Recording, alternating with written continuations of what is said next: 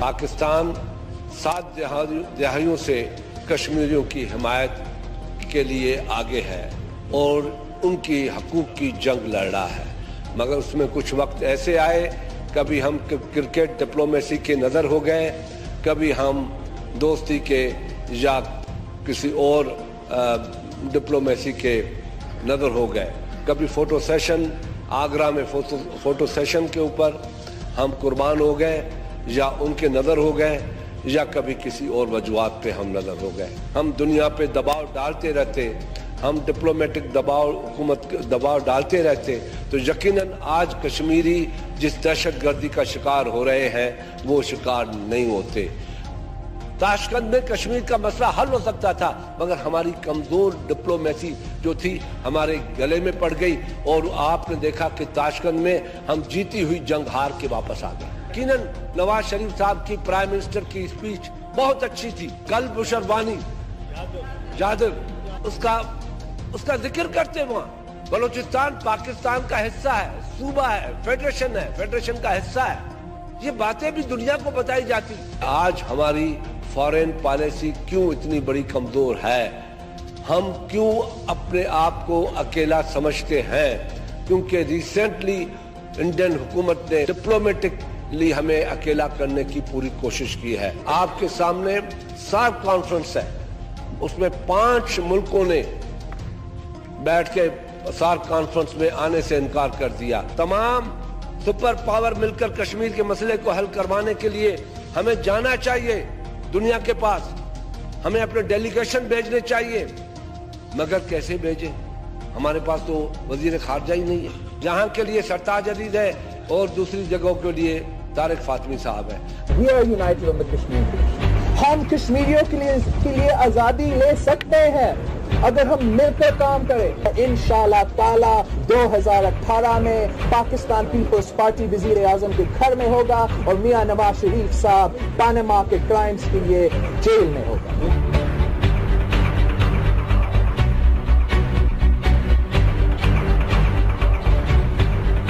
गुज़श्ता रोज joint session हुआ, उसकी गूंज आज भी सुनाई देती रही। स्पीकर अय्याज सादिक की सरबराही में पार्लियामेंट का मुश्तरका इजलास हुआ और इस दौरान एतजाज अहसन बोले और एतजाज अहसन साहब ने कहा कि कुलभूषण जैसा बड़ा अफसर आज तक कभी हाथ नहीं आया, ऐसे इकदाम हों कि पता चले कि हुकूमत ने कौमी यकजहती की जरूरत का एहसास किया है। साथ ही उन्होंने कहा कि अगर मोदी के हाथ ऐसा शख्स लग जाता तो वो इसे अक़वाम मुत्तहिदा ले जाता, लेकिन नवाज शरीफ ने अपने खिताब में उसका नाम तक नहीं लिया। आज फिर उसी की बात हुई। जिस दिन वजीर आजम, उन्होंने कहा कि जिस दिन वजीर आजम कुलभूषण का नाम लेंगे तब वो समझेंगे कि उन्होंने मोदी को सही पशेमान किया है। साथ ही स्पीकर की जानिब से मुशाहिदुल्लाह खान जब बोले तो मुशाहिदुल्लाह खान को कश्मीर पर बात करने की हिदायत दी गई, लेकिन वो अपनी बात करते रहे। इसी दौरान पीपल्स पार्टी के अरकान ने जो मोदी का यार है वो गद्दार है के नारे लगाए और उसके साथ ही वहां कायदे हिज़्ब इख्तिलाफ खुर्शीद शाह ने बोलना चाहा तो हुकूमती अरकान की जानिब से शोर शराबा हुआ। खुर्शीद शाह साहब ने कहा कि हम किसी को बुरा भला नहीं कहा, जिसकी मां ने कभी कश्मीरियों के लिए रेशम और जेवरात नहीं पहने उन्हें गद्दारों में शामिल करते हैं। हम असेंबली में शोर शराबा करके नई दिल्ली को क्या पैगाम देना चाहते हैं? अगर हुकूमत कहती है कि ऑपोजिशन तो मुंह को टेप लगा दे तो ठीक है, एक जमात तो पहले ही पार्लियामेंट के इजलास का बाइकआउट कर चुकी है, अब स्पीकर फैसला कर लें, वो जा रहे हैं। जब यह मामला हुआ तो एकदम गहमा गहमी और बढ़ गई और सन्नाटा छा गया पूरे ऐवान में। खुर्शीद शाह को मनाने के लिए स्पीकर ने कहा कि हम कश्मीर पर बात कर रहे हैं, किसी का जात पर नहीं। उनकी जो दोनों से गुजारिश है, उन्होंने कहा कि कश्मीर के इशू को डीरेल ना होने दें। जिसके बाद सेनेट कायदे ऐवान ने राजा जफरुल हक ने कहा कि ऐवान में जो कुछ हुआ उसे मजीद आगे ना बढ़ने दी जाए। वो ऐवान में होने वाली बदमजगी और जो आजादी राय है उस पर जो हुई है मामलात बने हैं उस पर माजरत करते हैं। स्पीकर अय्याज सादिक और सिराजुल हक के मनाने पर खुर्शीद शाह मान गए। ये मजमूई तौर पर हालात बने। आपको जरा वहां दिखाते किसने क्या बात की, क्या हालात बने और इसके बाद जो सवाल उठ रहे हैं उनके जवाब लेते हैं।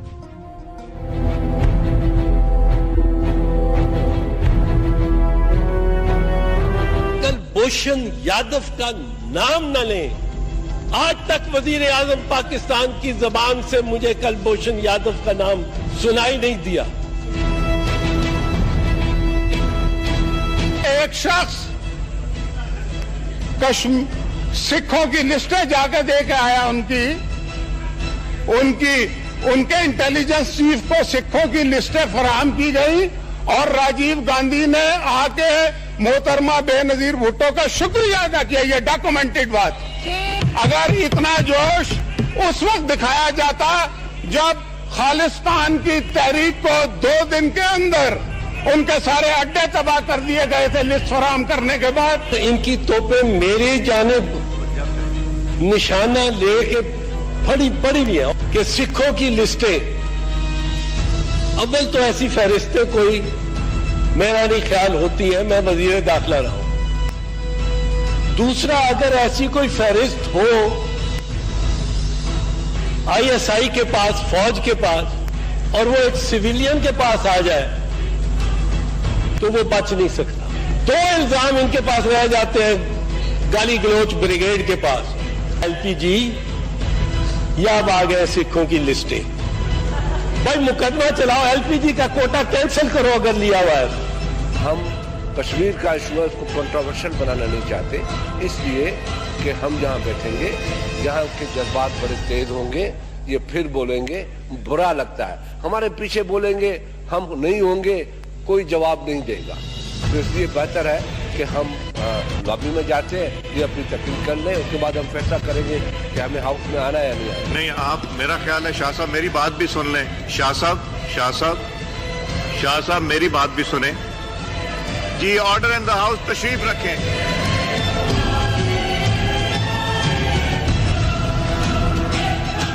ये आज के हालात रहे और आज की कार्रवाई रही, और इस कार्रवाई में जिस तरह से पाकिस्तान पीपल्स पार्टी ने वॉकआउट करने की वहां से कोशिश की, और उसके बाद जो स्पीकर साहब के अल्फाज थे और उस पर जो पूरे ऐवान में सन्नाटा फैला हुआ था, वो हमने खुद भी वहां देखा। इस पार्लियामेंट के सेशन में मैं खुद मौजूद था।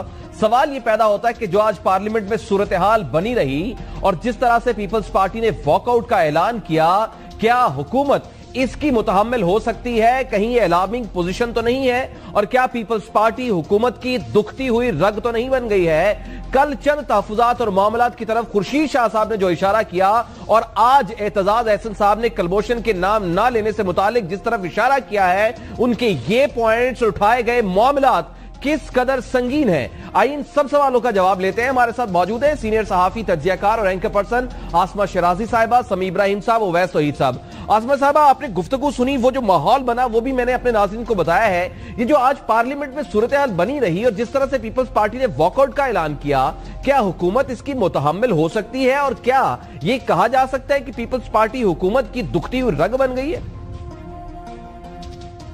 देखिए, वॉकआउट का ऐलान उन्होंने किया, लेकिन फिर उन्होंने वापस भी लिया। जाहिर है कि ऐवान के अंदर आए, बहुत अच्छा किया, बहुत होना चाहिए था ऐसा। और पार्लिमानी सियासत के अंदर यही तरीक़ाकार है कि आप अपना जो एहतजाज है वो रजिस्टर करवाते हैं और उसके बाद हुकूमत को मजबूर करते हैं कि वो उनके साथ बातचीत करें।